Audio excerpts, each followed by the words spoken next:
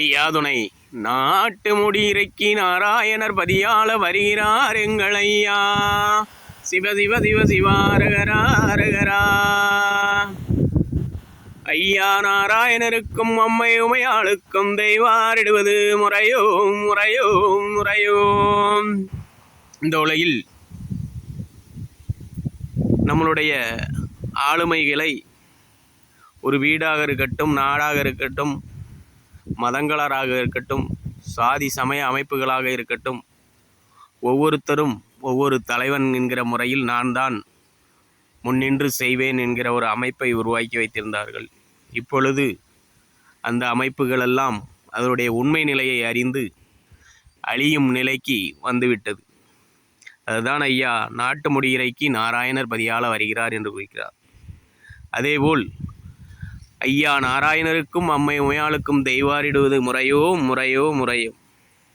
இந்த உலகில் சிந்திக்க தெரிந்த உயிரினங்களில் ஆண் ஒன்று பெண் ஒன்று. அந்த மனித அமைப்பில் ஆணும் பெண்ணும் தான் முக்கிய மூலாதாரமாக இந்த உலகில் வாழ்ந்து கொண்டிருக்கிறது.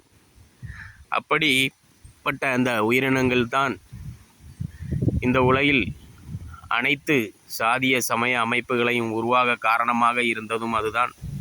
இவ்வளவு மக்கள் தொகை உருவாக காரணம் இருந்ததும் இந்த ஆண் பெண் மனித பிரிவுகள் தான். மற்ற பிரிவுகளெல்லாம் சாதி சமயங்கள் தோன்றியதெல்லாம் மனிதனால் ஏற்படுத்தி கொண்டது.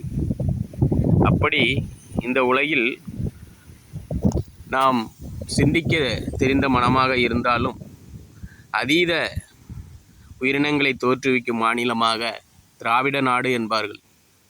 கல்கத்தா காளி அமைப்பு வரை, கல்கத்தா வரை திராவிட நாடாக தான் இருந்தது. அதற்கு அங்கேதான் வெப்பநிலை மாறுபாடு காரணமாக அதிக பனியும் அதிக வெயிலும் உள்ள மாநிலங்களில் ஆண் பெண்களெல்லாம் அடிமையாக கொத்து கொத்தாக வாழ்வார்கள். ஆனால் நம்மளுடைய திராவிட நாட்டில்தான் ஒவ்வொருக்கரும் ஒவ்வொரு விதை என்கிற அமைப்பில் அனைவருக்கும் வீரிய சிந்தனை உண்டு.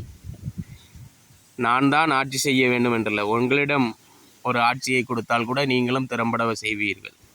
அப்படி நான் டாக்டருக்கு படித்தால் மட்டும்தான் டாக்டர் படிப்பு கிடையாது.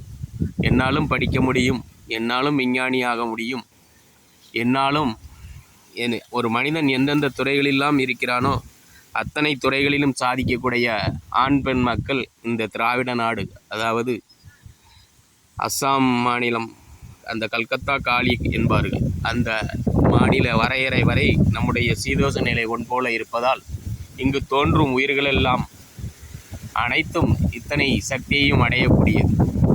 ஆதலால் தான் ஐயா இப்படிப்பட்ட நிலைக்கு நாங்கள் போற்றுகிறோம். ஐயா நாராயணருக்கும் அம்மை உமையலுக்கும் தெய்வாரிடுவது முறையோ முறையோ என்று ஐயா வணங்கி வருகிறார். அப்படிப்பட்ட ஆண் பெண் மனித நிலையை அனைவரும் போற்றி இந்த உலகில் ஒரே சமத்துவ நிலை உருவாக ஐயா தர்மயுகத்தை உதிக்கச் செய்ய இருக்கிறார் ஐயா. அனைவரும் சப்ஸ்கிரைப் செய்து கொள்ளுங்கள், பெல் பட்டனை கிளிக் செய்யுங்கள் ஐயா.